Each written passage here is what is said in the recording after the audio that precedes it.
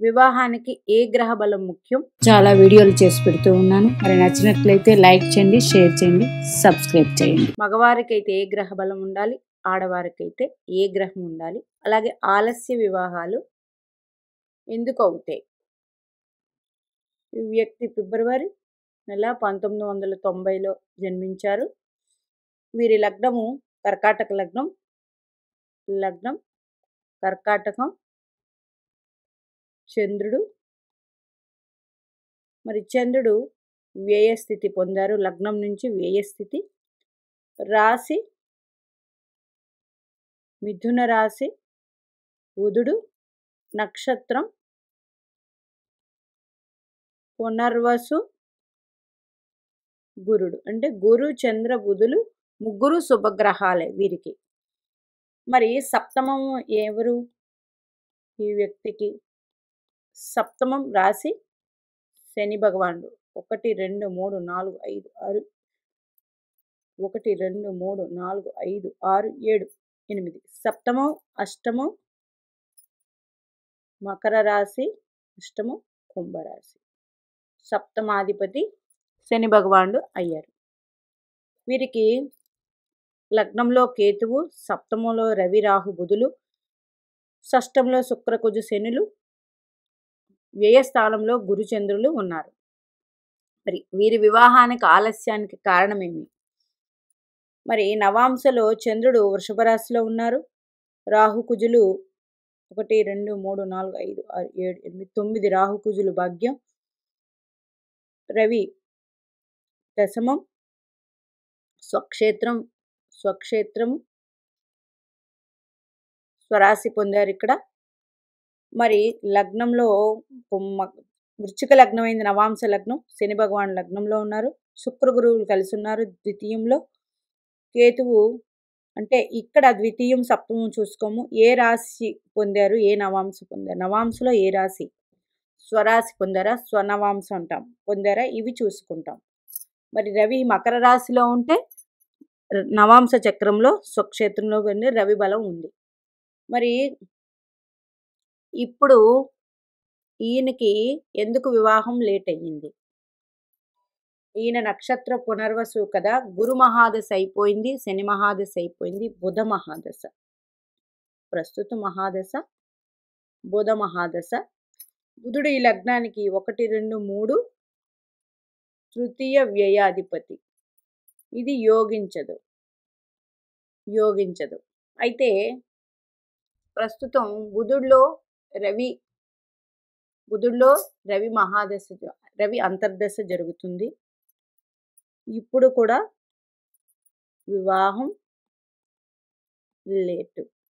మరి ఎందుకు లేటు అన్నప్పుడు లగ్నంలో కేతు ఉన్నారు, సప్తమంలో రాహు ఉన్నారు, రవి ఉన్నారు, బుధుడు ఉన్నాడు.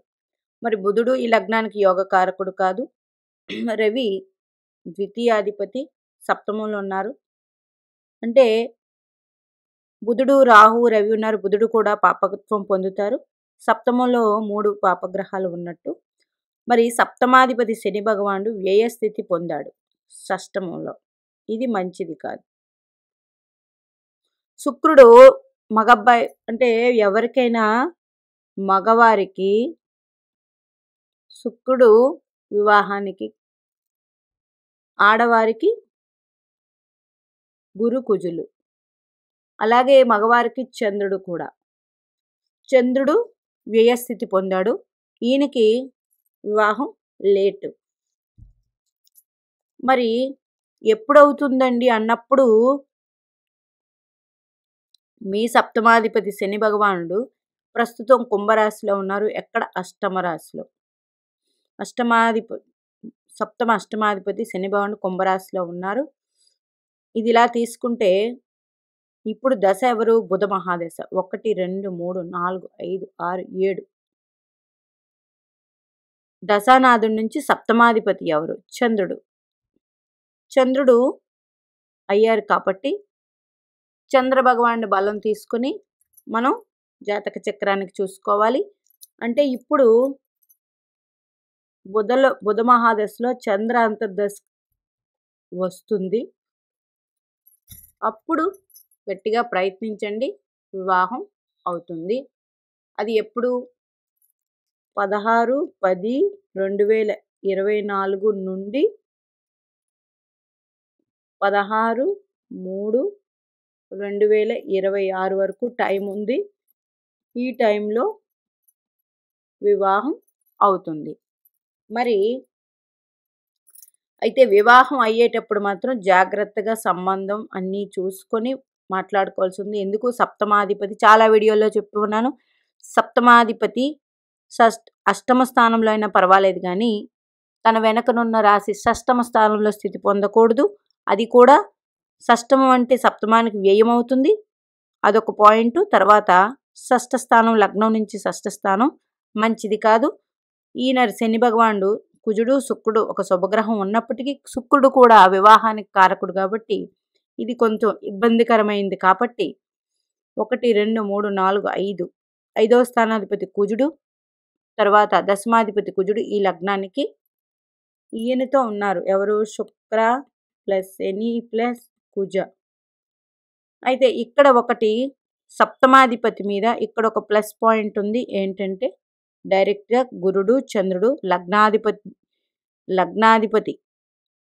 1, 2, 3, 4, 5, 6, 7 లగ్నాధిపతి గురుడు ఈ లగ్నానికి భాగ్యాధిపతి అవడం వల్ల వీళ్ళిద్దరి దృష్టి ఉంది కాబట్టి మంచిదే. కానీ మంచిదే, వివాహం అయినా సరే ప్రాబ్లము ఉండదు.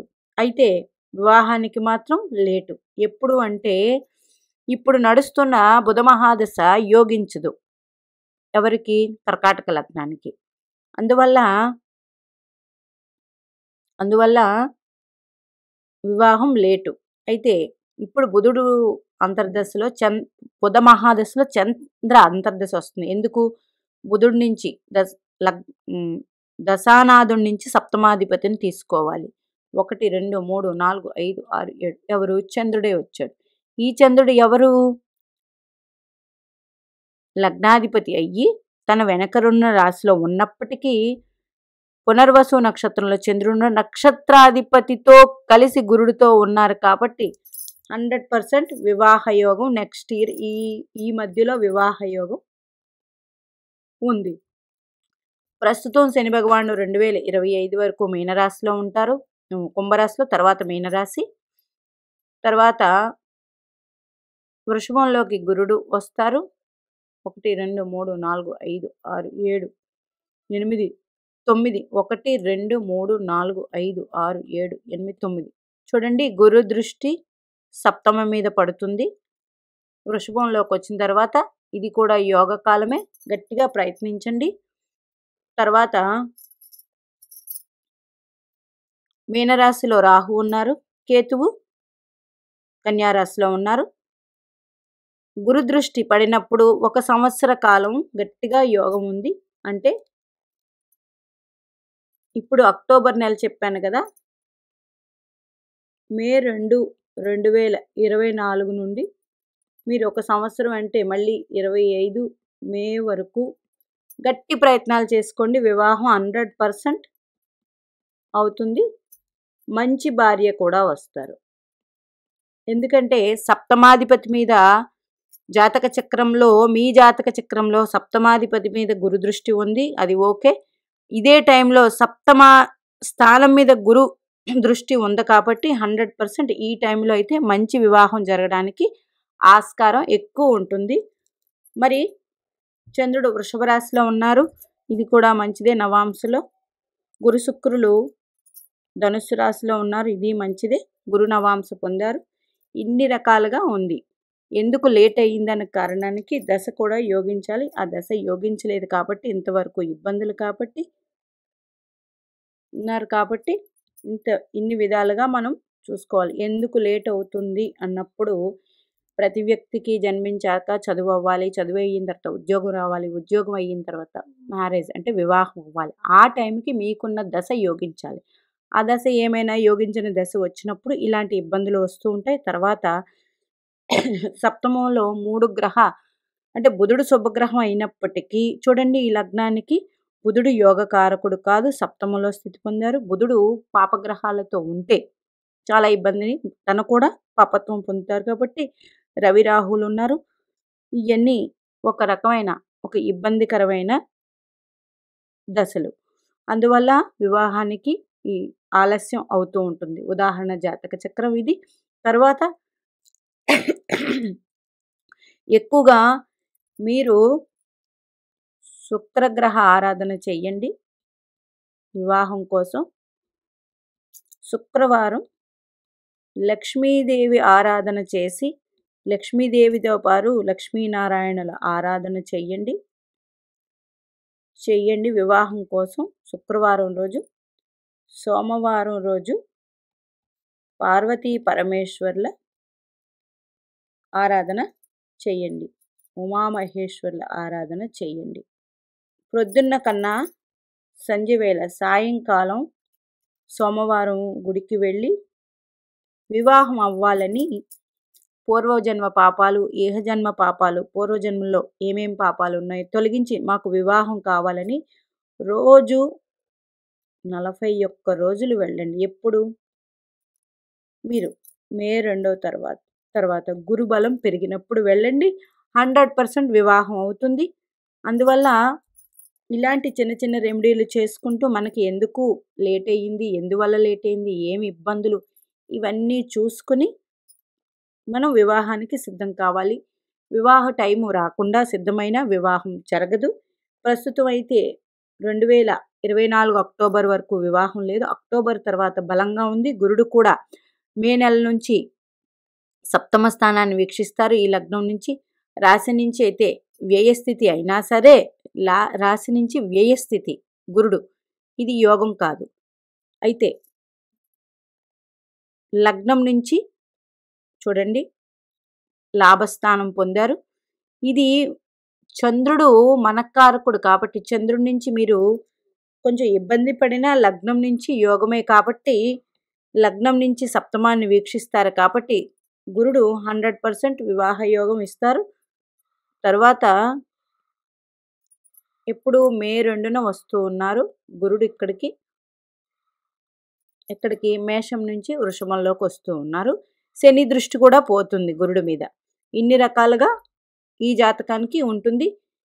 100% వివాహ యోగం అయితే అక్టోబర్ నెల తర్వాత 2024 మార్చి నెల వరకు ఉంది. కానీ 25 లోపే అయిపోతుంది.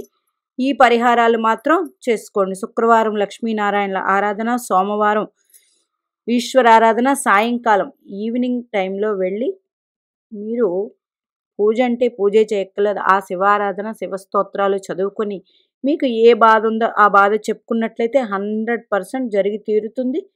ఈ చిన్న చిన్న పరిహారాలు చేస్తూ ముందుకు వెళ్ళండి. మీనాక్షి దేవి ఆశీస్సులు మనందరి మీద ఉండాలని కోరుకుంటూ నమస్తే.